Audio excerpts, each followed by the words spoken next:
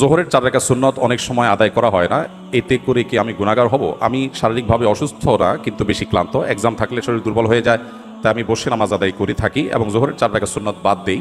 ক্লাসে থাকার কারণে বেশিরভাগ সময় নামাজ কাজা হয়। এক্ষেত্রে আমার করণীয় কি? ধন্যবাদ। প্রথম কথা হলো যে ইমানদারের কাছে নামাজের চাইতে ইম্পর্টেন্ট কোনো বিষয় নেই। অতএব পড়াশোনার অজুহাতে কিংবা এক্সামের অজুহাতে কোনো অজুহাতেই নামাজকে পেছাবাদ বা নামাজকে বাদ দেওয়ার কোনো সুযোগ নেই। আপনি অসুস্থ, দাঁড়িয়ে নামাজ পড়তে পারছেন না, তাহলে আপনি এক্সাম দিয়েছেন, ক্লাস করেছেন, অন্য সব কাজগুলো নিশ্চয়ই স্বাভাবিকভাবে করেছেন, তাহলে নামাজ কেন আপনি পারবেন না? আজকাল বিশেষ করে একটু কষ্ট, একটু শরীরটা মেজমেজ করছে, একটু খারাপ লাগছে, এই অজুহাতে চেয়ার টেনে বসে নামাজ পড়াটা ফ্যাশনের বিষয়ে পরিণত হয়ে গেছে। মসজিদ দেখলে বোঝা কঠিন, এটা কি আকিজ প্লাস্টিকের দোকান না মসজিদ?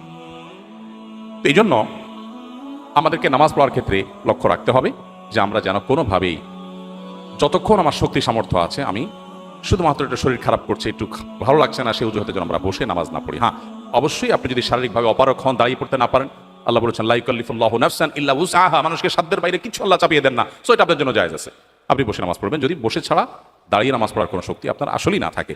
আর সুন্নাহগুলো ইম্পর্টেন্ট, নবী সাল্লাল্লাহু আলাইহি ওয়াসাল্লাম সচরাচর কখনো ছাড়তেন না। আপনার কখনো কোনো অসুবিধা তৈরি হয়েছে বিশেষ পরিস্থিতিতে, এটা বাদ দিলেন, তাতে গুনাহ হবে না ইনশাআল্লাহ।